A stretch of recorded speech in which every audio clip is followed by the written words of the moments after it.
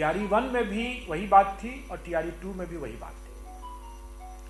TRE 1 में हम लोगों ने भाषा का जो था मामला,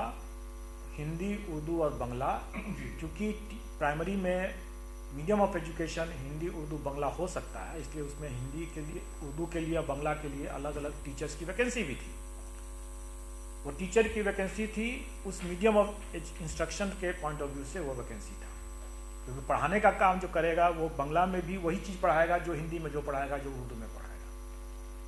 लेकिन यह कहना कि मैथ्स का जो पढ़ाई करेगा जो हायर क्लासेस में, वो उर्दू में पढ़ाएगा कि बांग्ला में पढ़ाएगा, क्योंकि हायर क्लासेस में मीडियम ऑफ एजुकेशन जो है वो माध्यम जो है वो हिंदी ही है। इसलिए टीआरई 1 में भी वो अन्य क्लास के लिए उसको हिंदी में ही परीक्षा देनी थी। चूंकि परीक्षा एक साथ हुआ, वो पेपर टीआरई 1 में चूंकि एक साथ हुआ और उसमें ओएमआर में उसका ऑप्शन दिया जा गया, इसलिए जो लोग अपने जो भी समझ के हिसाब से, किसी ने हिंदी में कर दिया, किसी ने उर्दू में कर दिया, किसी ने बांग्ला में कर दिया, हायर क्लासेस में भी। और यही चीज टीआरई 2 में भी इसका रिपीट हो गया, सिलेबस में वो रिपीट हो गया। एक्चुअली में देखा जाए तो ये जो लैंग्वेज का जो पेपर है, अब कोई साइंस का ग्रेजुएट या कोई हिस्ट्री का कोई टीचर बनेगा अगर वो, जिस तरह के जो प्रश्न थे हिंदी के, वो गैर हिंदी को तो छोड़ दीजिए, वो तो हिंदी भाषी के लिए भी, अगर मैं साइंस का जैसे मैं स्टूडेंट हूँ, मेरा उतने ग्रामर शायद मुझे भी शायद नहीं जानकारी हो, ये किसी के लिए भी एक कठिनाई वाली स्थिति थी कि ये एक अच्छे मेरिटोरियस कैंडिडेट भी इस भाषा जो उसके लिए कठिन हो जा रहा था, जब हिंदी भाषी के लिए जब ये कठिन हो जा रहा था, तो गैर हिंदी भाषी वालों के लिए तो सोच लीजिए कि और क्या होगा। तो हम लोगों ने ये विचार किया कि इसको इस तरह के देखने से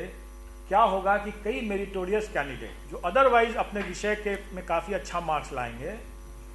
वो भाषा में इस कारण से वो छंट जाएंगे क्योंकि भाषा के प्रश्न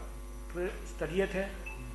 और दूसरा कि उसमें जो गैर हिंदी भाषी लोगों के लिए वो ऑप्शन देने के बाद उनके लिए प्रश्न नहीं थे। तो वैसी स्थिति में हम लोगों ने ये अपने विवेकाधिकार का प्रयोग किया, जो कि हमारे इस जो अध्यापक नियुक्ति नियमावली जो है उसके नियम 7 की उप नियम 5 में, जिसका कि हम लोगों ने अपने नोटिस में उल्लेख कर भी दिया है, उसके तहत, उस प्रावधान के तहत हम लोगों ने विवेकाधिकार का प्रयोग करते हुए अर्धांक में को शून्य किया है, और ये लेवल प्लेइंग फील्ड दिया गया है कि जिससे कि हिंदी और गैर हिंदी सबके लिए एक लेवल प्लेइंग फील्ड हो, सबको एक समान अवसर मिल सके, और इसीलिए वो हम लोगों ने अर्धांक को शून्य किया। ठीक राइट सर, एक सवाल सर, 18 दिसंबर को जो परीक्षा यहाँ पे कमला नेहरू बालिका विद्यालय में थी, वो परीक्षा सर 8 या 9 दिसंबर को हुई थी। सीतामढ़ी में जो परीक्षा प्रश्न पत्र नहीं पहुँच पाए, जो सर अभ्यर्थी हैं जिन्होंने 18 दिसंबर की परीक्षा दी है, उनका कहना है कि जो 8 दिसंबर का जो सवाल आया था और जो 18 दिसंबर का जो सवाल आया है वो काफ़ी हार्ड है और आउट ऑफ सिलेबस है, कितनी सच्चाई है? देखिए, इसी तरह की बातें टीआरई 1 में जब महिलाओं के लिए और पुरुषों के लिए जब अलग अलग शिफ्ट में जब लिया गया,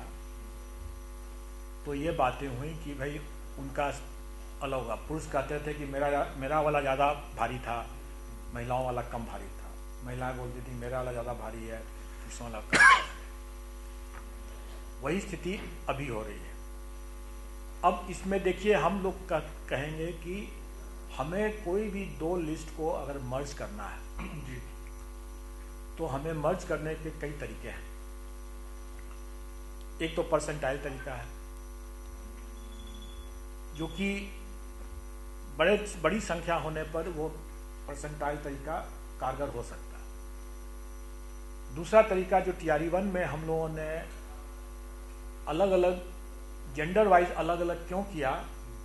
क्योंकि आप लोग देखेंगे कि आरक्षण की जो व्यवस्था है,